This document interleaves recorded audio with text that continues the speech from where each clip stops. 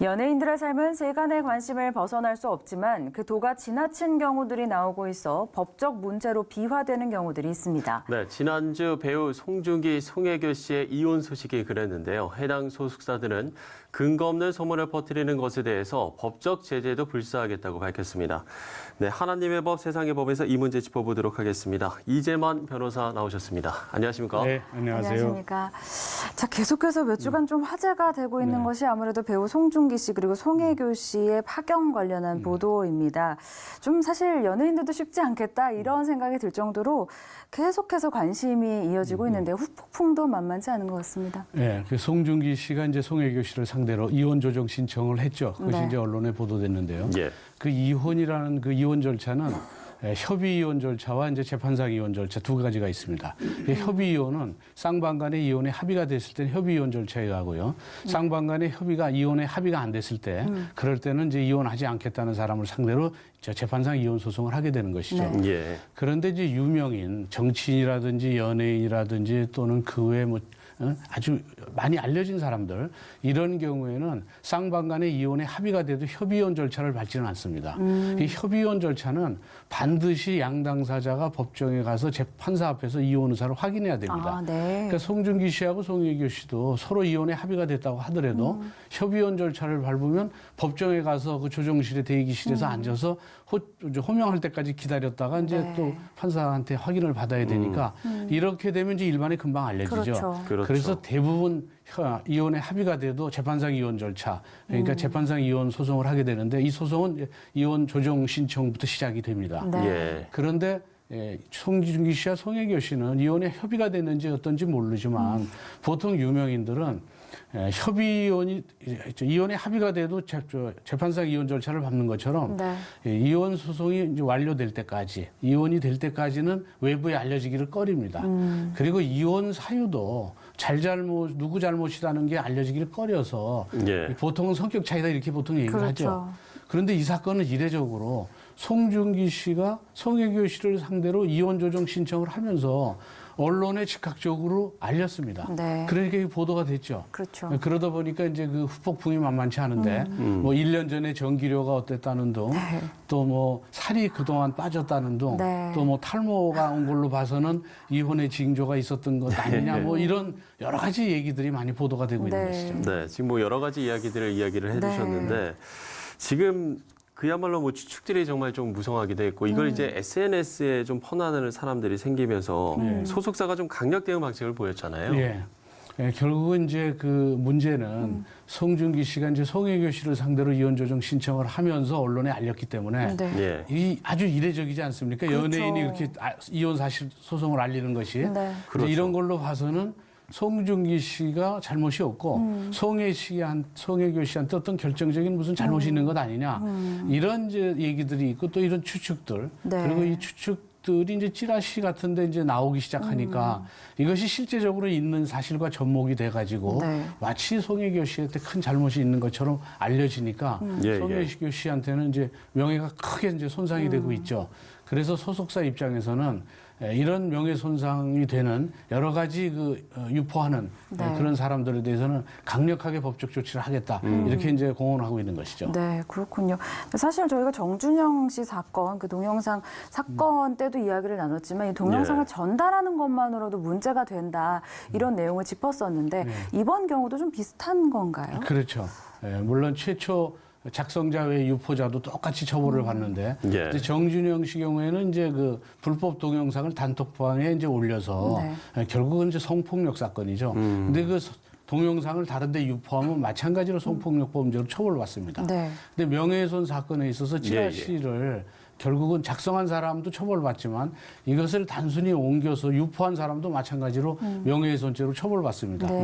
그리고 이렇게 재미로 그냥 한번 재미삼아 유포했다가는 전과자가 될 수도 있으니까 이제 유포하는 것에 대해서는 상당히 조심해야 되겠죠. 그렇죠. 네. 이 부분은 상당히 조심을 해야 될 것 같은데 그렇습니다.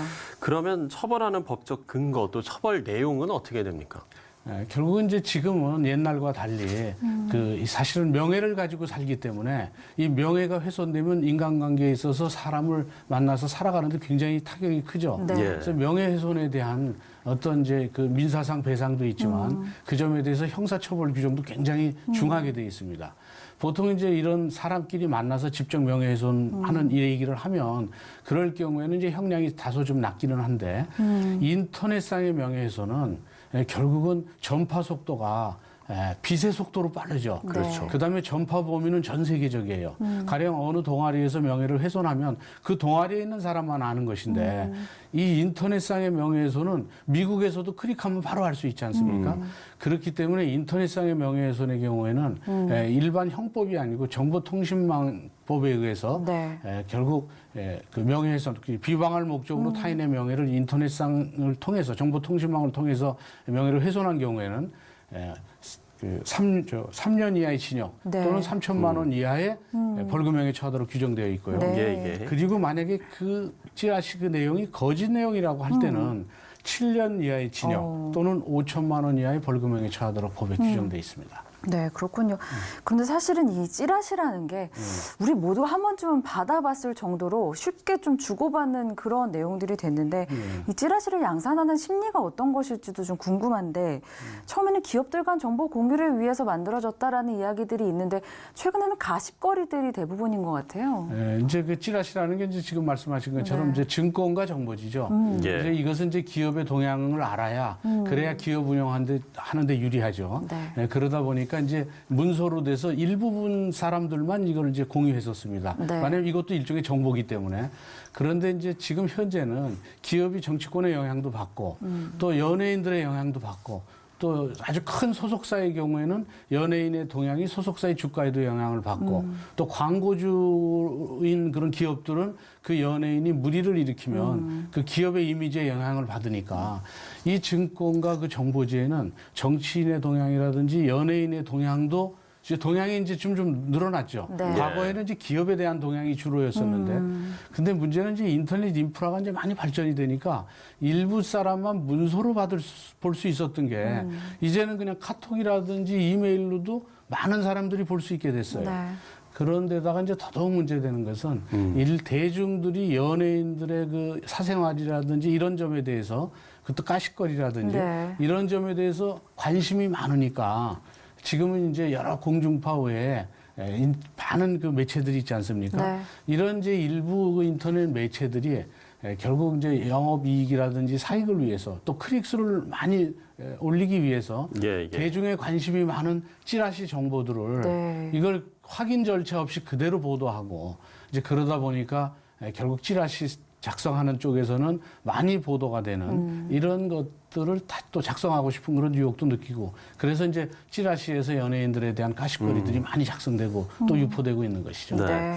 이게 문제인 게 이제 때로는 마녀 사냥이 될 수도 있고요. 그렇죠. 뭐 연예인들뿐만이 아니라 우리가 이제 학교나 직장 내에서도 이 공공연히 일어나고 있는 일인데 이게 좀 찌라시의 폐해라고 하면 어떤 점들을 좀 드릴 수가 있을까요? 가령 이제 찌라시의 폐해 중에 제일 큰 게 이제 역시 명예훼손이죠. 네. 그리고 이제 그 명예훼손이라는 게 이제 과거하고 달리 지금 이제 인터넷상에서 명예훼손이 되게 되면 그로 인한 타격이 굉장히 큽니다. 네. 실제적으로 연예인의 경우 인터넷상의 명예훼손으로 인해서 그게 사실로 밝혀질 때까지는 네. 일단 일반인들은 그렇게 오해를 하니까 그러면 이제 광고주 입장에서는 결국 이 출연한 그 모델 때문에 기업의 이미지가 손상이 되니까 그 일로 인해서 이제 뭐 광고 계약을 뭐 해약할 수도 있고 또 어떤 프로에 출연하다가도 결국 이미지에 문제가 생기니까 이제 하차할 수도 있고 그래서 확인되기 전에도 타격이 아주 크죠. 그래서 요즘에는 일반적인 공감대, 이 국민들의 공감대도 이런 이 잘못된 인터넷상의 명예훼손자들에 대해서는 중하게 처벌해야 된다는 공감대가 좀 많이 형성돼 있어요. 예. 그것은 그 연예인들의 경우에는 이런 명예훼손적인 그 글들 때문에 극단적 선택을 하는 경우도 여러 차례 나왔었습니다. 심지어는 뭐 간단하게 뭐 성형을 해서 인공미인이다. 네. 넌 자연미인이 아니고 대중들을 속이고 있다. 근데 그 말을 견디지 못해서 이제 자살 시도한 그런 경우도 있었죠. 그래서 그런 여러 가지 것 때문에 국민들은 인터넷상의 명예훼손에 대해서는 중하게 처벌해도 된다는 공감대는 형성돼 있습니다. 그래서 그동안은 연예인들은 대중들의 사랑 속에서 성장했기 때문에 대중들을 상대로 형사고소하는 것을 상당히 꺼려했었죠. 근데 지금은 그런 사회적 공감대가 형성돼서 지금은 고소를 많이 합니다. 네. 리스크 매니지먼트 일환으로 하고 또 예전에는 잘못했다고 그러면 고소를 취하해 줬어요. 근데 지금은 취하해 주지 않고 끝까지 갑니다. 네. 그 이유는 잘못된 내용들이 인터넷상에 수십 년 후에도 그대로 남아있기 때문에 이 사람들이 처벌받았다는 것도 그 옆에 같이 남아있어야 이제 몇십 년 후에는 이제 그게 사안이 밝혀지는데 그런 명예훼손적 글만 남아있고 고소했다 취하해주면 그것만 남아있어서 먼 훗날에 가령 손주들이나 뭐 이런 사람들이 아, 우리 할아버지가 이랬네 이렇게 오해할 수도 있고 그래서 지금은 이런 명예훼손에 대해서 연예인들이 끝까지 가기 때문에 네. 일반인들도 연예인들에 대한 명예훼손을 잘못했다가는 전과자가 되기 쉽습니다. 네. 그래서 상당히 조심해야 되죠. 네. 찌라시로 인한 폐해까지 좀 저희가 정리를 해봤습니다. 사실은 사회적 간음증이 좀 만연한 시대를 살고 있다 이렇게도 표현할 수 있을 것 같은데 이 성경에도 보면 사도 바울이 남의 이야기를 많이 하는 사람에게 꾸짖는 그런 장면도 저희가 볼 수 있지 않습니까? 좀 성경적으로 우리 기독교인들이 어떤 태도를 갖고 이런 부분을 좀 접근을 하면 좋을까요? 네. 잠언 10장 19절에 네. 말이 많으면 허물을 명키 어려우나 그 입술을 제어하는 자는 지혜가 있느니라.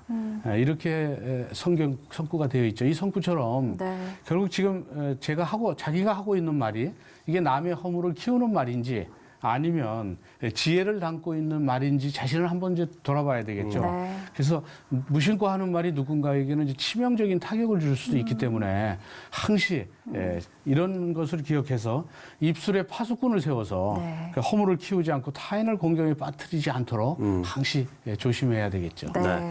우리가 타인의 이야기에 공감하는 것은 물론 좋은 것이지만 네. 또 이 공감과 원치 않는 과도한 관심과는 좀 분명히 구별을 해야 한다는 것을 그렇죠. 좀 기억을 해야 될 것 같습니다. 네.